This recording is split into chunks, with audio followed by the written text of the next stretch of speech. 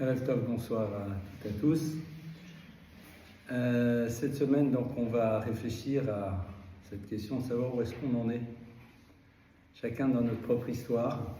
Alors évidemment, le point de départ de notre réflexion démarre de la paracha de cette semaine. On a donc cette semaine donc, un texte qui nous relate la disparition de notre matriarche, Sarah. Et lorsque la Torah évoque donc ce moment de sa disparition, eh bien, elle va tout d'abord nous parler de Sarah et de son âge. Le texte va nous dire « Vayu chaye Sarah » voici ce qu'a été chaye Lévi de Sarah. Alors que normalement on aurait dû dire en hébreu la vie. Et le texte continue et nous dit « Me ashana esrim shana vesheva shanim » ce qui veut dire 100 ans, 20 ans et 7 ans. Alors, tout de suite, Rashi, le commentateur par excellence de la Torah, va s'arrêter sur cette formulation extrêmement surprenante. Comment se fait-il que la Torah nous parle de la vie en parlant des vies? Et surtout, comment se fait-il que lorsque l'on parle de ces années de vie, on ne nous dise pas, comme on aurait dû le faire normalement, et la vie de Sarah fut de 127 ans. Mea esrim vesheva shanim, 127 ans. Or le texte ne nous dit pas du tout comme ça. Le texte nous dit Mea shana, 100 ans, esrim shana, 20 ans, vesheva shanim, et 7 ans. Vous savez très bien que quand le texte de la Torah écrit les choses d'une manière différente, et même quand il les écrit d'une manière plus classique, le verset demande d'être interprété et Rashi va nous proposer déjà une première lecture. La lecture de Rashi, c'est de nous dire que à 20 ans, elle est belle, à 100 ans, elle est belle comme à 20 ans, et à 20 ans, elle n'a pas de faute comme une jeune fille, une petite fille qui a 7 ans. Première lecture. La seconde lecture qui va être la base de notre réflexion ce soir, c'est celle que va nous proposer un maître qui s'appelle le Rav Shimshon Raphaël Hirsch. Alors je fais juste une parenthèse, parce que c'est intéressant de savoir un petit peu qui sont ces maîtres. Rashi, tout le monde le connaît, Rabbi Shlomo Yitzhaki de Troyes, celui qui en effet a été le commentateur par excellence de la Torah et du Talmud, celui qui en effet va nous révéler le sens des versets, commentateur majeur du début du Moyen-Âge. Il fait partie de l'époque de ce qu'on appelle les Rishonim, c'est-à-dire les premiers, ceux qui en effet vont nous permettre d'accéder au sens, parce que tout simplement, il a reçu donc de ses maîtres la manière dont on devait comprendre les versets et le Talmud. Alors, Shimshon Raphaël Hirsch est quelqu'un qui va vivre au XIXe siècle et qui va être un maître qui va habiter en Allemagne. Il habite à Francfort exactement. Et il va être celui qui va essayer de maintenir dans un judaïsme allemand en pleine décomposition, parce que tout simplement, étant totalement déconnecté de la tradition, il va essayer de maintenir haut et fort la tradition dans tous les domaines. Une parenthèse dans la parenthèse, vous savez que c'est en Allemagne que va démarrer ce que l'on appelle le siècle des Lumières au niveau de la tradition juive, ce que l'on appelle la Haskalah, avec en effet des désastres incroyables au niveau du judaïsme, puisque au bout de 2 générations, bon nombre de ceux qui avaient pris le parti d'être juifs chez eux et d'être comme tout le monde à l'extérieur, eh bien vont se retrouver non seulement assimilés, mais pour beaucoup aussi vont se convertir au christianisme. Shimshon Raphaël Hirsch va proposer un certain nombre d'interprétations sur le texte. Vous savez que dans la tradition juive, eh bien, on considère que la Torah est un lieu dans lequel on va pouvoir émerger bon nombre d'explications, comme le texte nous dit que Pati Shefut Tsela, de la même manière que lorsque le marteau frappe une pierre, vous avez de multiples étincelles qui en sortent. Et bien de la même manière, lorsque l'on cherche à pénétrer le texte, il y a de multiples étincelles, de multiples explications qui peuvent en ressortir. Le point central étant de savoir que toutes ces interprétations, évidemment, se doivent de s'inscrire à l'intérieur de la tradition, c'est-à-dire ne sont pas là pour remettre en cause les fondamentaux de ce que la Torah nous dit. Ça serait un sujet en tant que tel, et on voit que chaque fois qu'on a cherché à donner une lecture au texte qui allait nous permettre de justifier une prise de distance dans le rapport à la loi, à terme, eh bien, les choses vont se dissoudre, vont disparaître. Je ferme la parenthèse et la parenthèse dans la parenthèse. Shimshon Raphaël Hirsch, sur ce verset, va nous dire la chose suivante. Mea Shana Esrim Shana Vesheva Shanim, 100 ans, 20 ans et 7 ans. On est ici en train de se focaliser sur la notion des périodes de vie. 100 ans, on va lier cela à la période de l'adulte. 20 ans, celui de la jeunesse, et 5 ans, celui de l'enfance. Chai et Sarah. Sarah a eu une vie, mais qui se conjugue au pluriel.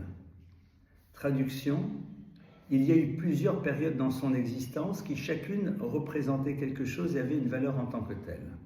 Traduit de manière différente, la vie, ce n'est pas un mouvement linéaire qui nous fait partir d'un point zéro jusqu'au moment où l'on disparaît de ce monde, mais ce sont des cycles et des périodes, et chacune de ces périodes va avoir une fonction particulière. Chacune de ces périodes représente quelque chose en tant que tel. Et il est important pour avoir la vie de Sarah, qui est le symbole d'une vie pleine et entière, de savoir dans quelle période de vie on se trouve et savoir ce que l'on doit y mettre, savoir ce que l'on doit y construire. Alors en ce qui concerne Sarah, et ça va être assez rapide, ces 3 grandes périodes nous renvoient à la nécessité de ne pas vouloir sauter ou vouloir régresser. Régresser, penser que lorsque l'on est adulte, eh bien on a envie d'être à nouveau une jeune fille. Penser que lorsque l'on est enfant, vouloir déjà devenir jeune femme.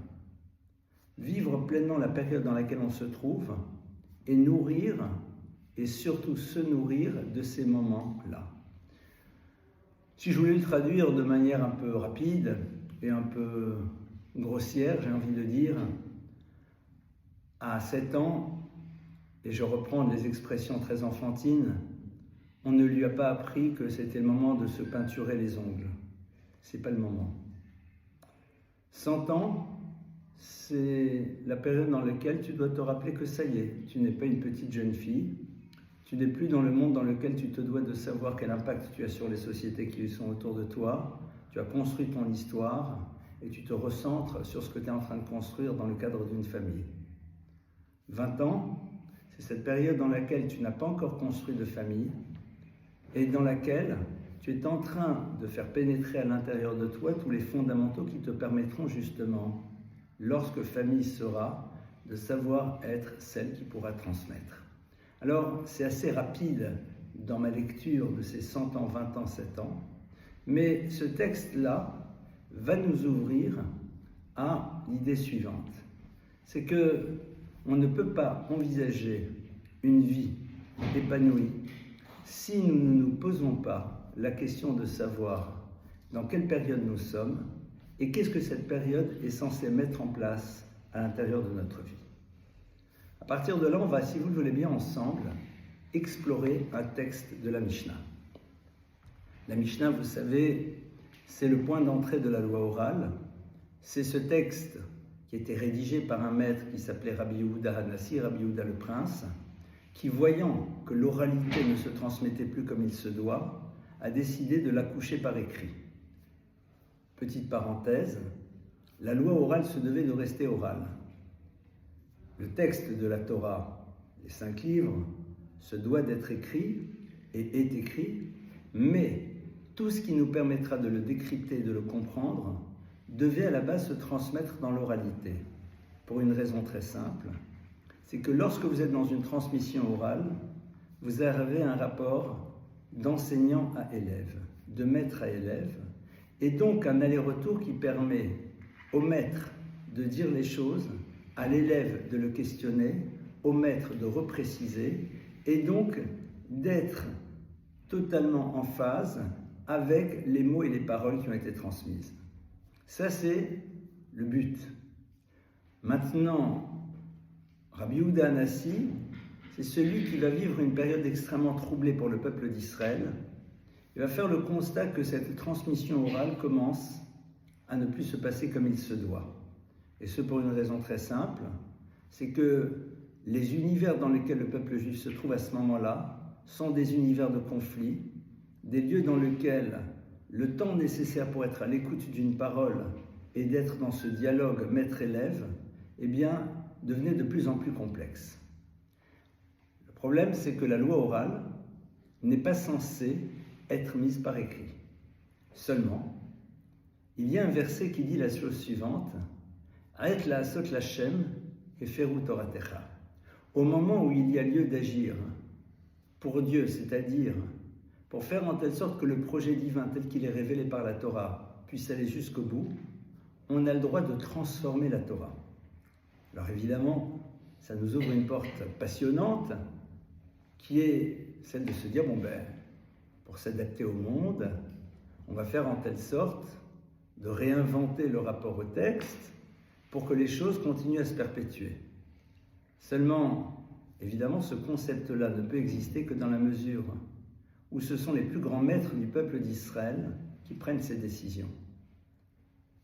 Parce qu'ils ont pris la mesure de l'enjeu, mais qu'ils savent en même temps poser des cadres. Et là, le texte donc de la Mishnah, que l'on va décrire dans quelques instants, va être mis par écrit pour que l'on ait une base qui va nous permettre de savoir exactement quel était le sens des versets. Je vais vous donner un exemple très simple. Lorsque la Torah nous parle du Shabbat, si vous regardez le texte, eh bien, vous allez voir qu'il y a marqué, par exemple, « Lo tevaharu esh bechol moshvotechem b'yom ha-Shabbat » ce qui veut dire « Vous ne ferez pas brûler le feu dans toutes vos résidences le jour du Shabbat ». Si je prends ce texte au premier degré, la dafina sera froide, le tchoulant aussi. En hiver, vous aurez froid, parce qu'il ne faut pas qu'il y ait de feu qui brûle dans nos résidences. Or, si je veux conserver au chaud, il faut bien qu'il y ait source de chaleur. Si je veux que la maison soit chauffée, il faut bien qu'il y ait du bois qui brûle dans l'âtre. Premier exemple. Second exemple, le texte va nous dire « Al yetse ishmim komo bayom hashvi » que l'individu ne sorte pas du lieu dans lequel il se trouve le 7e jour. Exit les synagogues, puisque vous devez de rester là où vous étiez au début du Shabbat jusqu'à la fin du Shabbat. Vous imaginez un petit peu.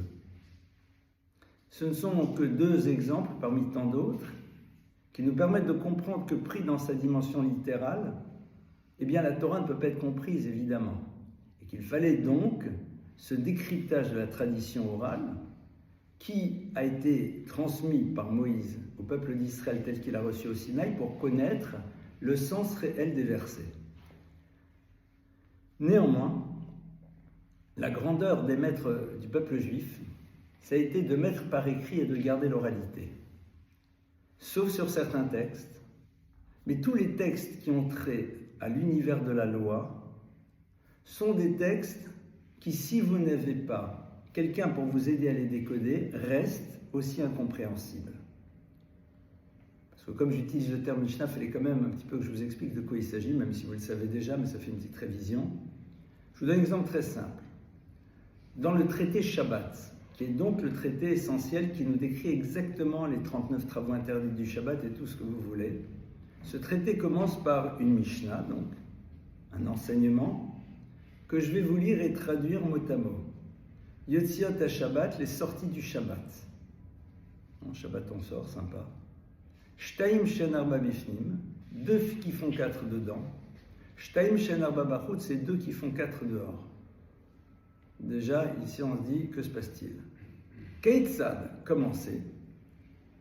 Et ani omed bachut zubalabei bifnim. Le pauvre est à l'extérieur, le propriétaire est à l'intérieur. Pachat et ani, le pauvre tend sa main à l'intérieur et pose quelque chose dans la main du propriétaire, ce qui est a priori curieux, généralement c'est le contraire. He'ani chayav, le pauvre est coupable, et le propriétaire n'est pas coupable. En dehors de ceux qui auraient déjà utilisé le texte et l'auraient étudié, pardonnez-moi, vous êtes bien d'accord que si vous n'avez pas un maître qui est là pour vous aider à mieux comprendre ce que ce texte veut dire, vous vous retrouvez face à quelque chose d'écrit, mais qui reste quand même légèrement incompréhensible. Et donc ce qui va être passionnant, c'est que les maîtres de la tradition vont mettre par écrit, mais néanmoins d'une manière qui va obliger cette relation de maître à élève, mais avec ce support qui est écrit, avec évidemment des divergences, parce qu'il va y avoir en effet des problématiques dans la transmission, qui va faire que sur un même sujet, lorsque les maîtres du peuple juif vont se réunir, ils vont être plus de 2000 sur toute l'époque du Talmud, pour pouvoir s'interroger sur chacune des lois, quelles qu'elles soient, vous aurez parfois des avis divergents, parce qu'en effet, il va y avoir difficulté au niveau de la transmission, et tout l'univers du Talmud va être de confronter ces avis et de réussir à arriver à une conclusion qui sera acceptée par tous. Point de départ de ce qui nous permettra par la suite de poser ce qu'on appelle la loi telle qu'elle a été donnée au Sinaï.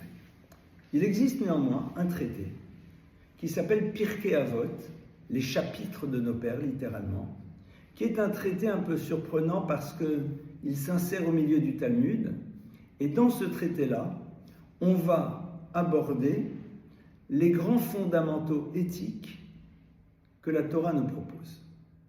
Et là, en effet, on va voir quand même quelque chose qui, a priori, est légèrement plus compréhensible, mais néanmoins, nous allons avoir besoin du décryptage de nos maîtres pour rentrer en profondeur dans le sens de ce que veulent dire ces textes. Nous sommes ici donc dans une Mishnah, donc dans un enseignement des Pirkei Avot. Nous sommes le chapitre 5, Mishnah 23, et le texte nous dit la chose suivante. Je vais d'abord vous le lire et le traduire. Waya Omer, il disait, il s'agit de l'enseignant qui vient d'enseigner la Mishnah précédente. Dans la Mishnah précédente, eh bien, il s'agissait de quelqu'un qui s'appelait Yehuda ben Tema. Yehuda ben Tema, qui est l'enseignant d'une Mishnah précédente, que l'on va explorer, si vous le voulez bien, dans quelques instants, disait la chose suivante. Qu'est-ce qu'il disait? Traduction littérale. Ben Chamesh la Mikra. 5 ans, c'est l'âge de l'apprentissage de l'étude sur texte de la Torah. Ben Esser Shanim la Mishnah. À l'âge de 10 ans, il commence la Mishnah qui va être le point d'entrée de l'étude du Talmud. Ben Shlosh Esrei le Talmud. À 13 ans, à 13 ans, il arrive à l'univers des mitzvot, certains disent du Talmud. À 15 ans, l'étude du Talmud. 18 ans, l'âge du mariage. 20 ans, l'irdof pour poursuivre, pour courir. Ben Shloshim, la Kohar. 30 ans, c'est l'âge de la force. Ben Arbaïm, 40 ans, la Bina, pour avoir l'esprit de discernement. Ben Chamishim, l'âge de 50 ans, le Etza, pour les conseils. Ben Shishim, 60 ans, la vieillesse. Ben Shivim, le Seiva, 70 ans, une autre forme de vieillesse. Ben Shmonim, 80 ans, l'Igvura, pour la force, la puissance, ce qui est curieux. Ben Tishim, la Soir, 90 ans, l'âge de la prière. Et 100 ans, ça y est, l'histoire est déjà derrière lui. Donc on a ici une Mishnah qui semble nous dire qu'il y a des âges particuliers dans lesquels on va se devoir de mettre en place certaines choses. Donc on va partir relativement rapidement sur les premiers, et on va s'arrêter surtout sur 18, 20, 30, 40, 50, voire plus. Première chose, Chamesh Shanim la Mikra. 5 ans, la confrontation au texte. C'est-à-dire que les Chachamim considèrent qu'à partir de 5 ans, l'enfant doit découvrir l'univers de la connaissance, mais à travers la confrontation au texte. Traduit de manière différente, 5 ans, ça peut être 6, c'est l'âge dans lequel on va mettre en place ce qui va être fondamental pour la vie d'un homme, la capacité d'être indépendant. Parce que apprendre à lire et à traduire, c'est donner les outils qui vont permettre, par la suite, de pouvoir par soi-même aller découvrir et ne plus être dépendant de quelqu'un qui nous dit. C'est intéressant de voir que la première étape de vie, donc maintenant on va mettre de côté les 5 ans, la première étape que l'on pose, c'est la capacité par soi-même de pouvoir découvrir, c'est-à-dire de développer une forme d'indépendance dans le rapport à la source et à l'enseignement. Sinon, on sera toujours dépendant de ceux qui nous diront « c'est comme ça ». La religion, elle dit.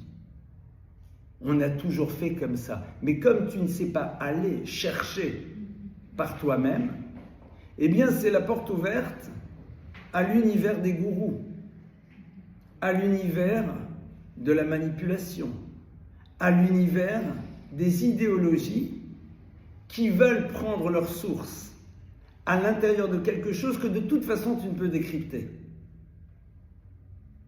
Et ça, c'est le point de départ. Ça veut dire que la réflexion qu'on se doit d'avoir, c'est est-ce que je suis déjà capable d'aller explorer par moi-même, c'est-à-dire de donner du crédit à une parole, mais le but de la parole de l'enseignant, c'est de me donner les moyens de me débarrasser de lui. Alors vous le gardez en vie, tout va bien, hein, je travaille pour moi là. Mais quelque part, et au passage, c'est ce qu'on attend. Le but, c'est que tu n'aies plus besoin de moi. Le but, c'est que l'on puisse se confronter d'égal à égal, alors que la relation au début était verticale, mais que maintenant, ça y est, tu sais toi aussi te confronter, et donc on peut vraiment dialoguer. Pour ceux qui ont eu la chance d'aller dans le monde de l'étude, de la yeshiva, et j'ai eu ce privilège et cette chance, eh bien, vous dialoguez avec des maîtres qui ont 50 ans de plus que vous, mais dans une relation d'horizontalité. Il reste le maître de par le respect que l'on se doit d'avoir vis-à-vis de lui, mais lorsque nous nous confrontons à l'étude, vous avez un gamin de 15 ans et en face de lui un maître de 60 ans et ils étudient ensemble. D'accord ? Donnez à l'individu les moyens de se passer de celui qui lui a donné les moyens de se passer de lui. D'accord ? Ça, c'est le point de départ. Traduit de manière différente, même si on ne pratique pas encore le texte, si je suis celui qui transmet et qui donc est censé apprendre à lire, alors je dois à minima donner à l'autre la liberté de me questionner. Parce que vous allez dire, mais attendez, on a parfois 30, 40, 50, 60 ans, on n'a jamais. D'abord, il y a plein de trucs en français, en anglais, en ce que vous voulez, c'est au passage. Mais en même temps, c'est quoi au fond ? L'indépendance, c'est la liberté que tu donnes à l'autre de pouvoir t'interpeller. La base même d'une transmission, c'est de donner à l'autre le pouvoir de nous interpeller. C'est-à-dire que la relation, même si elle est verticale de par la connaissance face à quelqu'un qui ne l'a pas encore, ne doit pas empêcher la liberté du questionnement et de l'interpellation. Et cette notion-là, on l'apprend de manière très intéressante à travers un épisode qui fait émerger celui qui va nous transmettre justement cette Torah. Qui nous transmet la Torah ? C'est Moshe. Moïse, c'est celui qui va recevoir la Torah au Sinaï et qui va nous la transmettre. Alors si vous regardez le texte de la Torah, Moshe arrive dans l'univers suite à quoi ? Vous avez l'Égypte, un pharaon qui a décidé de jeter tous les petits garçons dans le Nil. Il y a un homme qui s'appelle Amram. Amram est marié avec une femme qui s'appelle Yocheved. Et Amram et Yocheved ont déjà 2 enfants. Un s'appelle Aharon. L'autre s'appelle Myriam, c'est une petite jeune fille. Lorsqu'Amram réalise que les petits garçons vont être jetés dans le Nil, les nouveau-nés, alors il décide cette chose bouleversante qui est de se séparer de son épouse. Et quelque part, parce qu'il est le maître, évidemment tout le monde comprend que c'est ce qu'il faut faire. C'est dramatique. Pourquoi est-ce que se séparent d'elle? Parce qu'ils sont censés toujours être mariés, mais être mariés sans pouvoir vivre la dimension de l'intime n'a pas de sens.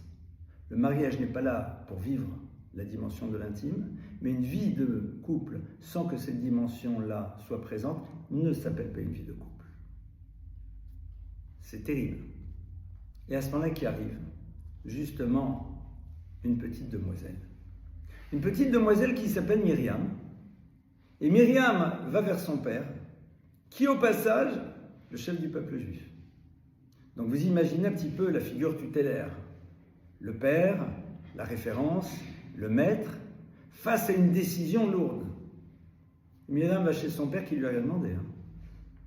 Elle lui dit, papa, Xerot rayoter caché Michel Parot. Ce que tu viens de décider, c'est pire que le pharaon. T'es pire que le pharaon. Petite insolente. D'abord, on t'a rien demandé. De quoi tu te mêles? Et puis, à une époque, on aurait dit, et en plus, c'est qu'une fille. D'accord? On sait que certains l'auraient dit. Yalit, je vais t'expliquer pourquoi. C'est que maintenant, il n'y aura même plus de filles. Parce que s'il n'y a plus de couple, ben, il n'y a plus d'enfants. Donc, il n'y a pas de garçons, il n'y a pas de filles. Le verset dit à ce moment-là, un homme de la maison de Lévi, Amram, vient et il réépouse, si je peux m'exprimer ainsi, celle avec laquelle il était marié Yocheved. Vatar et Isha vatelet ben, cette épouse porte la vie, donne naissance à un garçon. Et je ne vais pas vous citer tous les versets, ce garçon c'est Moïse. Celui qui va transmettre la Torah au peuple juif, celui qui va être la référence absolue du peuple d'Israël dans l'histoire, émerge Ben Chamesh le Mikra. Parce qu'il y avait quelqu'un, qui est sa fille, qui savait que l'on était libre d'interpeller. C'est-à-dire qu'il y avait cette indépendance, qu'il y avait cette propre réflexion, qui n'était pas là en train de dire « si mon père a décidé, évidemment, c'est qu'il a raison. » Bien sûr, oui, s'il a décidé qu'il ne va pas manger trop au chocolat, il a raison. Ce n'est pas le sujet.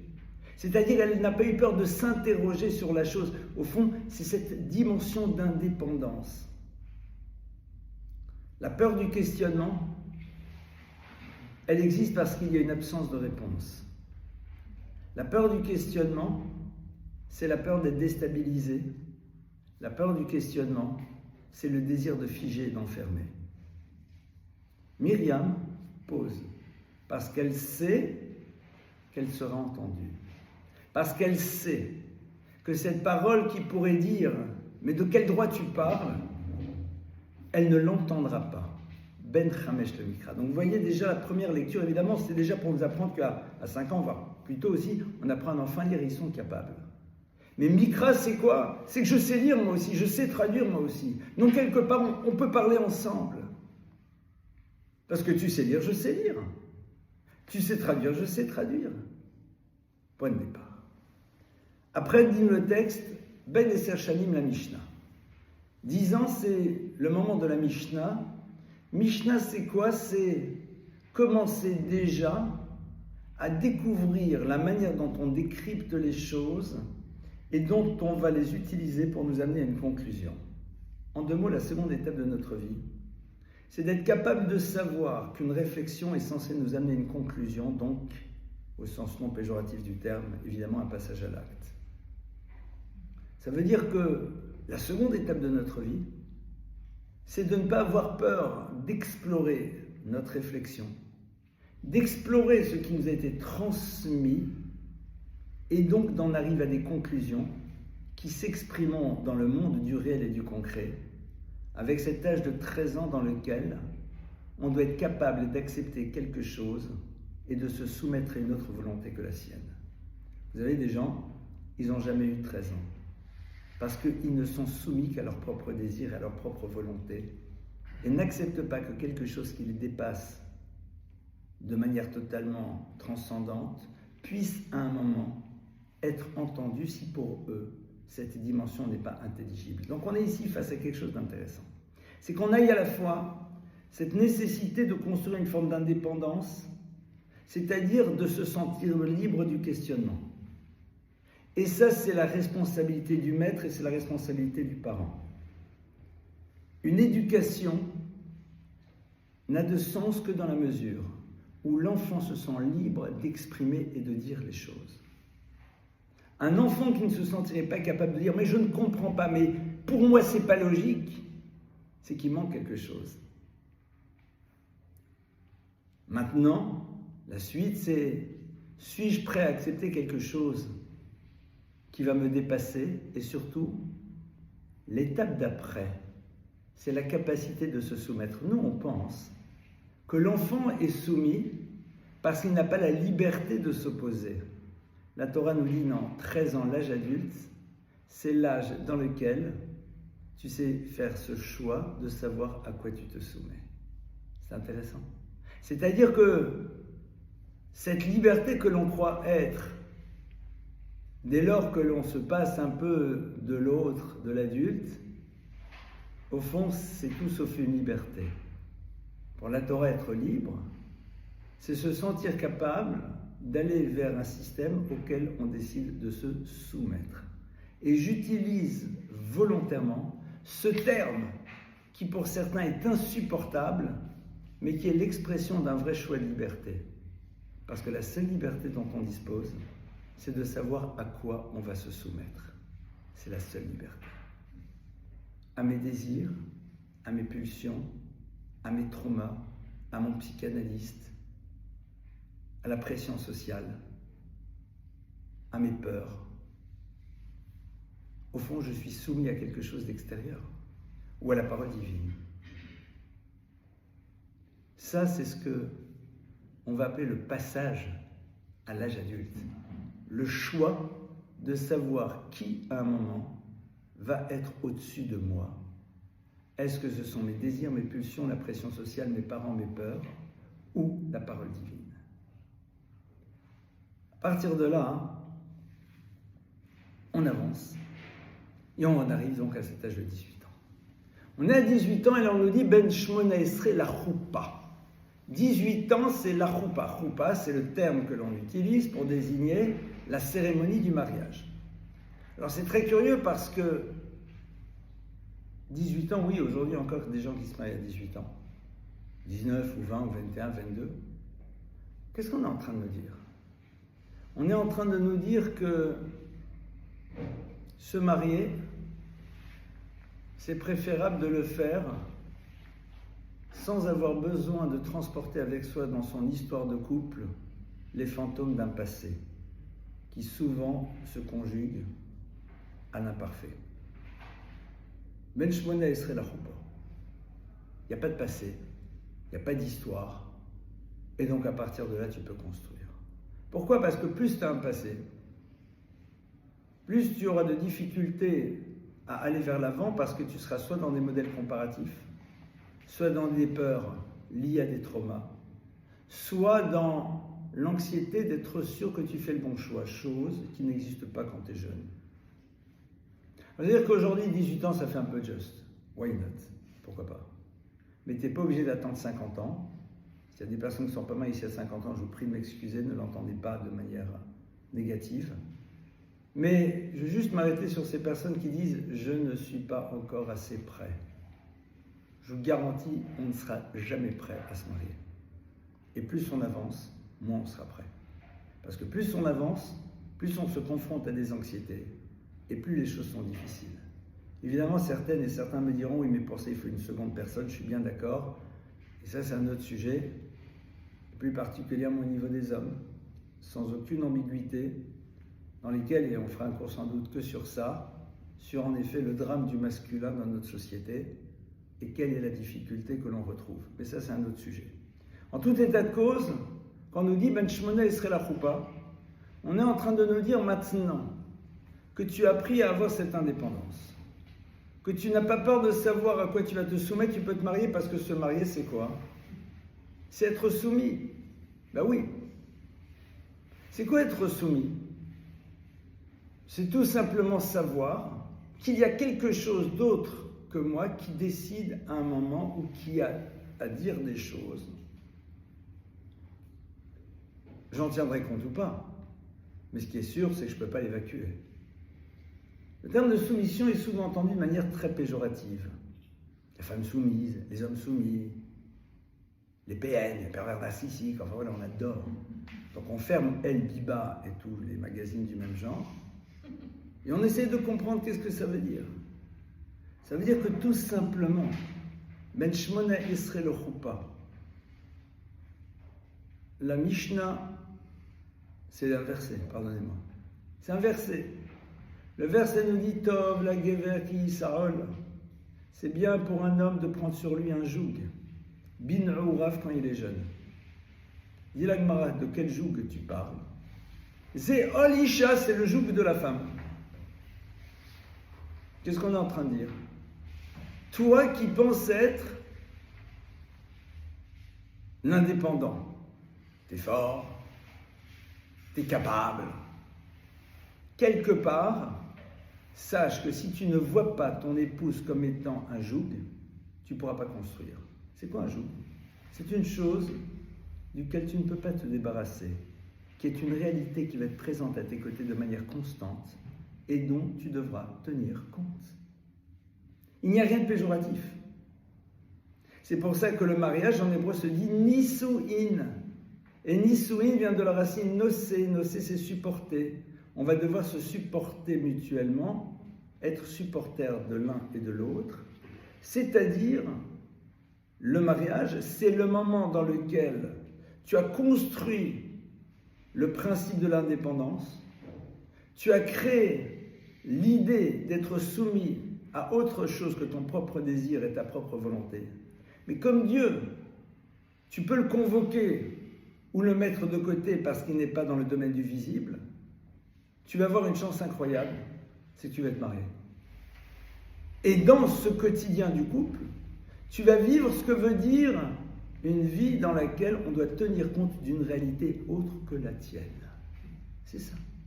Tu es obligé de tenir compte d'une réalité autre que la tienne, qui t'amènera à ne pas toujours suivre tes désirs et tes envies, parce que c'est ça au fond, ce que Dieu attend de l'humain. C'est-à-dire qu'il montre qu'il est capable de mettre de côté son ego et tout ce qu'il désire pour lui, parce qu'il y a un autre à ses côtés. Chaque sujet pourrait être développé en tant que tel. On est bien d'accord. Certains me diront que je suis un gâcheur de cours, parce qu'avec chacune de ces parties, on aurait pu parler pendant 1 heure. C'est pas grave, vous développerez par vous-même. Suite, Ben Estrim Yirdof. 20 ans pour courir. 19 mètres, de quelle course on parle? La redifa dont on parle, la course dont on parle, c'est la course au gagne-pain. Et là, désolé, maître de la Mishnah nous dit qu'on soit bien clair. Tu dois te poser la question suivante. Est-ce que tu as besoin de savoir de quoi tu vas vivre avant de construire une vie de famille? La réponse, clairement, elle est non. Non. Non. C'est-à-dire que ne crée pas le désir d'un cadre, parce que le cadre, tu peux toujours l'élargir. J'ai pas de quoi, si on se marie, payer un mariage à 150 000 euros. Je n'ai pas de quoi, si on se marie, avoir déjà un 4 pièces, cuisine, salle de bain, femme de ménage et partir en vacances. Je ne gagne pas assez encore pour être totalement, complètement indépendant. Je ne veux pas, quand je me marie, dépendre d'une quelconque manière de mon conjoint. Ça peut aller très loin, cette histoire. Mais je te dis, qu'on soit bien clair, ne te pose pas la question de quoi tu vas gagner, comment tu vas la gagner. C'est sûr que tu vas la gagner. Peut-être que tu vas en train de faire des études. Et plus que ça, si tu fais tes études, c'est que tu vas avoir une profession, en tout cas on l'espère. En 2 mots, le concept du mariage est fondamental et il est celui qui doit précéder la préoccupation de la parnassa, de savoir comment tu vas gagner ta vie. Pourquoi? Parce que si tu commences par ça, eh bien, il n'y aura pas de limite. C'est intéressant de savoir à quel moment de ma vie je me situe dans ma tête. C'est-à-dire, est-ce que je considère qu'aujourd'hui, j'ai besoin de 3 petits points pour construire, ou est-ce que je considère que je veux construire et on fera avec ce que l'on a et les choses se construiront. Si j'avais attendu de gagner ma vie avant de me marier, j'aurais sans doute pas rencontré mon épouse. Surtout que je faisais partie de ces individus que l'on appelle aujourd'hui parasites de la société, qui avaient décidé, avec évidemment le plein accord de mon épouse, de consacrer encore quelques années à l'étude de la Torah. Tu fais quoi? Alors évidemment, ça ne veut pas dire pour autant qu'on ne doit pas y penser. Mais ce qui est intéressant, c'est cette Mishnah nous amène à redonner aux choses la place et l'importance qu'elles doivent avoir. Quand tu dis j'ai envie d'avoir un métier, je comprends. Mais tu viens de la rencontrer. Non, mais pas avant 3 ans. Marie-toi. Non, mais comment on va faire? Dans l'immense majorité des cas, il y a de la famille, il y a des parents. Et puis tu as le droit de vivre dans un 2 pièces, en proche banlieue parisienne, tout ira bien. Tout ira bien. Tout ira bien. Je te garantis. Alors bien sûr, si Hachem fait en telle sorte que ça soit dans 6 pièces dans les quartiers du Triangle d'Or, fais-toi plaisir. Même si je ne suis pas sûr que c'est une bonne chose au début, en tout cas ce qui est sûr. Mais c'est intéressant. C'est-à-dire l'idée de cette Mishnah, c'est de savoir dans notre tête être clair. Parce que si tu n'es pas clair, alors tu ne peux pas construire. Donc quand on va nous dire Ben Esrim, Lirdof, parce qu'en plus à 20 ans tu peux courir. Et c'est le moment en effet où tu vas courir. D'accord? Et c'est pas simple. Mais, quelque part, tu sais pourquoi tu cours. Tu sais pourquoi tu cours. Tu sais. Tu sais pourquoi tu cours. Tu sais, tu es au courant. Parce que si tu sais pas pourquoi tu cours et que tu gagnes de l'argent, il est là pourquoi ton argent. Il sert à quoi? Vous savez, pour vivre en célib, surtout si vous voulez jouer Tanguy, c'est pas très compliqué, hein. Pas très compliqué. T'as pas besoin de beaucoup. C'est très facile.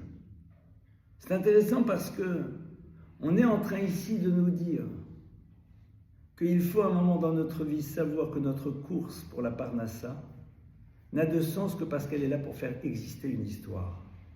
Ça veut dire qu'il n'y a pas ma profession et mon histoire de famille. Ma profession n'a de sens que dans la mesure où elle me permet de gagner ma vie pour pouvoir construire ma famille. Si tant est que j'en ai une, autant qu'elle soit sympathique, agréable, épanouissante, intellectuellement parlant, passionnante, c'est sûr. La Mishnah nous dit, le monde, la Mishnah à la fin de Masechet Kiddushin dit, le monde a besoin, l'univers a besoin de tanneurs et de parfumeurs. Heureux celui qui apprend à son fils à être parfumeur. Si je dois être dans le monde des odeurs, je préfère les odeurs de la parfumerie que les odeurs de la tannerie. Évidemment, c'est-à-dire que le choix, parce qu'il est à la base utilitaire, n'exclut pas l'idée de quelque chose qui fait sens, qui me nourrit, qui est agréable, dans lequel je me retrouve, évidemment. Évidemment. Et ça, c'est ce que la Mishnah nous dit. Après Ben Shloshim, la Koach. On nous dit que 30 ans, c'est Koach. C'est l'âge de la force. De manière générale, les grandes vedettes du sport pensent plus à leur retraite vers l'âge de 30 ans. Parfois certaines un peu plus, d'autres un peu moins. Donc la question, elle est de savoir qu'est-ce que ça veut dire la Koach, la notion de la force. La force est en toi. C'est quoi cette notion de Koach? Est-ce qu'il s'agit d'une musculature? Évidemment que non. Koach en vérité, c'est la capacité d'être dans la continuité de l'effort à l'intérieur d'un système qui ne me nourrira peut-être pas de la même manière telle que je l'aurais imaginé. C'est quoi cette notion de Koach? Le Koach, c'est cette force qui est là et qui n'a de sens que dans la mesure où elle a besoin d'être utilisée. Qu'est-ce qu'on est en train de nous dire? Qu'à 30 ans, tu as besoin de force. C'est-à-dire tu as besoin de quelque chose qui va te permettre d'être dans la continuité de ce que tu as mis en place, parce que ça va demander des efforts. Parce qu'une famille, ça demande des efforts. Parce qu'un travail, ça demande des efforts. C'est-à-dire que le passage d'après, c'est cette capacité que l'on a de se dire « il me faut de la force pour assumer mon couple de la plus belle manière, assumer les enfants de la plus belle manière, assumer la nécessité de nourrir notre famille à 1 ou à 2. » Quoi. Alors, évidemment, ces notions-là, on n'est peut-être pas dans une étape de vie, mais dans une réflexion sur est-ce que j'ai travaillé sur cela? C'est-à-dire, est-ce que je suis prêt à comprendre qu'à un moment, il va falloir que j'utilise une force pour être dans la continuité de quelque chose que j'ai mis en place, traduit de manière différente? Est-ce que dans ma tête, j'accepte l'idée de la difficulté comme étant un élément qui sera de toute façon présent dans mon existence? Ou suis-je dans un système dans lequel la difficulté sera le prétexte qui me permettra de me lever et de repartir en arrière? Ça, c'est la question qu'il faut se poser. Et donc, on n'est pas ici nécessairement dans une étape de vie dans le sens vie-l'étape, mais est-ce que cette dimension-là, je l'ai construite ou je l'ai imaginée, ou est-ce que je l'ai inscrite à l'intérieur de moi-même? Et c'est vrai que vous allez constater que beaucoup de personnes n'ont pas de force. Et à quoi vous le voyez? C'est à la capacité qu'elles ont d'abandonner l'histoire qu'elles ont mis en place dès lors que celle-ci exige cette notion d'effort. On voudrait que les choses se passent toujours de la manière dont elles ont eu lieu au début. Non, les yeux dans les yeux va demander des efforts un peu plus tard. La parnassa te demandera à un moment de t'investir. Les enfants, c'est fatigant. C'est un bonheur, mais parfois un dur bonheur. D'accord? Ben Shloshim le Koach. C'est intéressant parce que ça nous permet de nous dire, est-ce qu'à 20, 30, 40, 50 ou 60 ans, ces notions-là sont présentes chez moi? C'est-à-dire, est-ce que j'ai franchi dans ma tête ces étapes? Est-ce que dans ma tête, ces notions-là, elles sont présentes? À partir de là, si on a réussi à mettre ça en place, si on a réussi à élaborer ça, alors maintenant on est dans une vie qui est en train de se construire. C'est-à-dire que là, on a posé les fondamentaux de ce qui permettra par la suite aux choses de continuer et de se développer. Je répète, ces fondamentaux, c'est cette indépendance. C'est cette capacité à un moment de réfléchir par soi-même. Cette capacité de savoir faire le choix de ce à quoi je vais me soumettre. Cette capacité de s'inscrire à l'intérieur d'un monde de relations dans lequel j'accepte que la présence de l'autre sera un élément auquel je devrais me soumettre, dans le sens où je devrais l'intégrer à l'intérieur de mes choix de vie. Et par la suite, commencer à m'inscrire dans le monde du travail, non point parce qu'il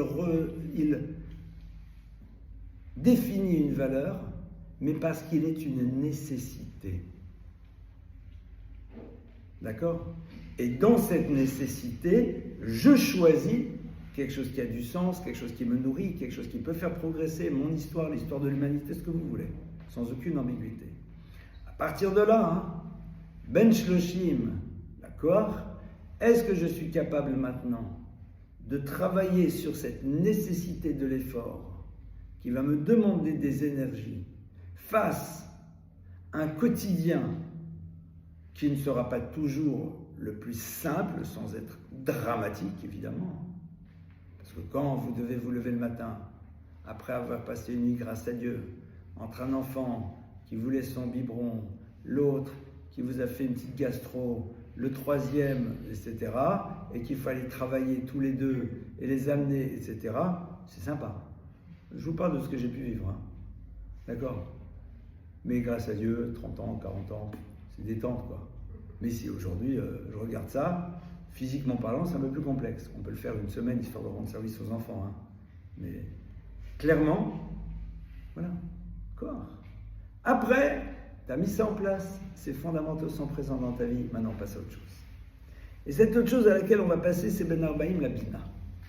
On va arriver à 50 ans, la Bina. Bina, c'est quoi? Pardon, 40 ans. Je te prie, merci de m'avoir. J'avais un prof qui disait, c'était pour voir si vous suiviez. Ben Arbaïm, la Bina. 40 ans, Bina. Bina, c'est quoi? C'est l'esprit de discernement. Ça veut dire que, avant, je t'en supplie, arrête tes analyses à 2,50 francs de l'univers dans lequel tu te trouves. C'est seulement quand tu as réussi à installer ces notions-là chez toi que tu sais capable de voir les choses de manière juste. Bina, c'est quoi? C'est discerner. Ça sert à quoi de discerner?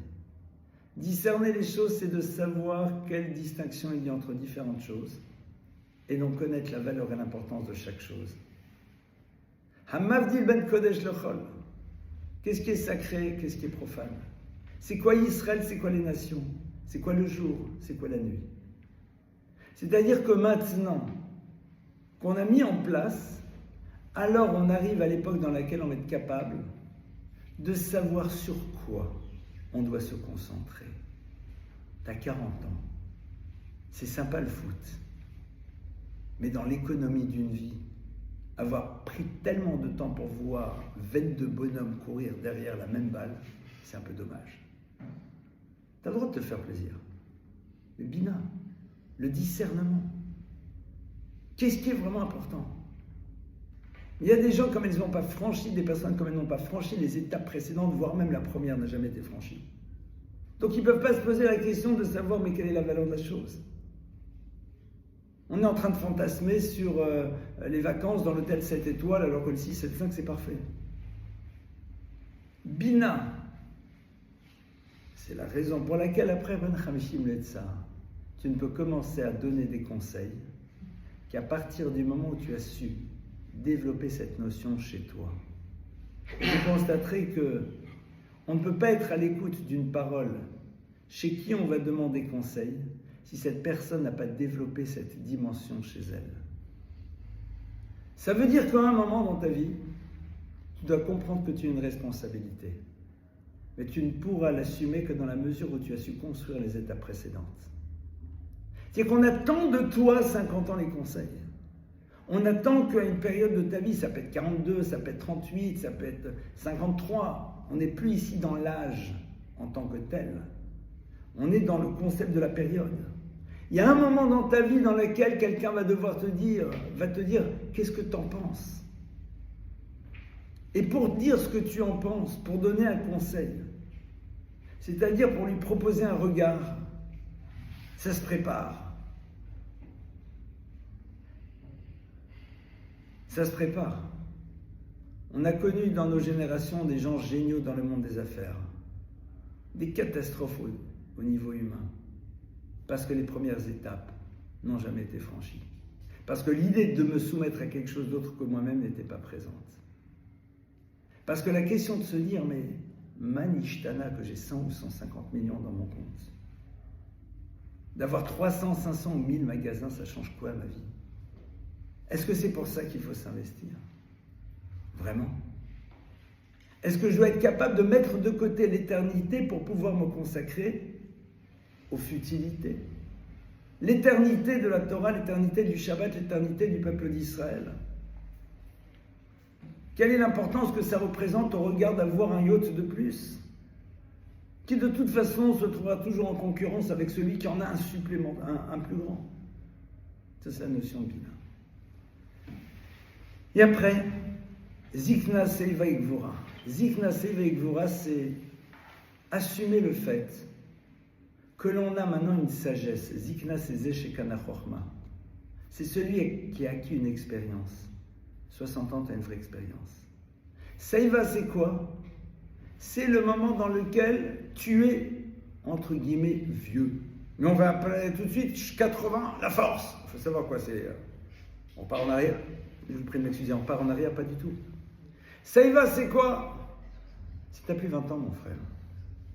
L'Agma nous dit qu'il y en a que Dieu n'aime pas trop. C'est celui qui, à 70 ans, est toujours préoccupé par ses pulsions. Celui qui a 70 ans pense que c'est encore un beau jeune homme sympathique qui sera contemplé par tout le monde et qui a besoin de se faire vivre comme... Laisse tomber. Bien sûr, si tu as une vie de couple, tu vis ta vie, etc., aucun problème. Ça y va, ça y est, next. Mais c'est pas... non, plus du tout, je suis complètement... Pas de problème. Et t'as quel âge? À quel âge? C'est pour ça qu'on dit après, Ben Shmonim Ligvura. 80 ans, c'est la force. Gibor, c'est quoi? Gibor, c'est Ezeu Gibor Akovesh et Yitzro. L'homme, Gibor, c'est celui qui a réussi à maîtriser la totalité de ses forces, de ses instincts. Et pourquoi on en parle à 80 ans? Parce qu'à 80 ans, c'est une des batailles les plus compliquées, c'est-à-dire la bataille d'après, c'est quoi? C'est la bataille pour ce qui vient de devenir important pour toi. Ton image, ton ego, les honneurs qu'on te doit, le respect, ta place, les carrés VIP. La Gvura, c'est quoi? C'est d'être suffisamment construit à l'intérieur de toi pour ne pas avoir besoin d'éléments extérieurs pour te sentir exister. Parce que jusqu'à présent, tu avais l'impression d'exister, parce que tu étais en train de construire, de faire, d'élaborer, de mettre, donc tu faisais des choses. Là maintenant, ça y est. Tu n'es plus là pour être contemplé comme étant le beau gosse ou la belle fille du coin. On est d'accord? Alors, où j'existe? C'est là où on va voir si tu existes vraiment. Cette Mishnah, elle nous ouvre au fond une réflexion passionnante. C'est de voir que ces différentes étapes, on peut les mettre en place beaucoup plus rapidement que 50, 20, 30. On ne va pas tout franchir à 20, évidemment. Mais comprendre que ce sont les éléments que l'on se doit d'installer dans notre vie. Il y a à nous de savoir à quel moment de ma vie je suis. Est-ce que je suis déjà celui qui a dépassé l'âge de 5 ans alors que j'ai 25 ans? Est-ce que je suis qui a déjà dépassé l'âge de 13 ans alors que j'en ai 30? Est-ce que je suis celui qui a dépassé l'âge de 20 ans alors que j'en ai 40 et que j'ai toujours pas compris c'est quoi la fonction du travail? Est-ce que je suis celui qui, face aux difficultés, repart en arrière de manière constante et ne cherche que les solutions de facilité? Ça s'appelle parfois des substances. Moi, c'est celui qui a des hommes à 50 ans, ils se prennent à la coque. Qu'est-ce qui se passe? Il est où ton koach? Elle est où ta force? Ah, c'est compliqué, la vie, le business. Ah, et donc, personne dit que c'est simple. Ça peut l'être. C'est un manque de force. Je ne les juge pas, je ne suis pas à leur place. Je ne connais pas leur histoire, je ne connais pas leur éducation. Je ne connais pas les traumas qu'ils ont vécus. Je ne rentrerai jamais dans un jugement. Et je te pose la question.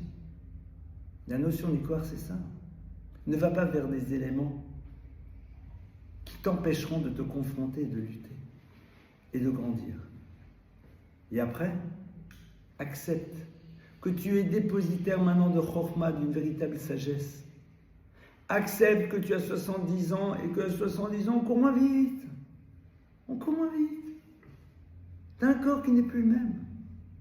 Baruch Hashem. Tu as 70 ans, monsieur. Tu as 70 ans, madame. C'est terminé, la robe, la mer rouge. C'est fini. C'est dommage, c'est plus le moment. C'est plus le moment, c'est plus toi. Shmonim et Gvura.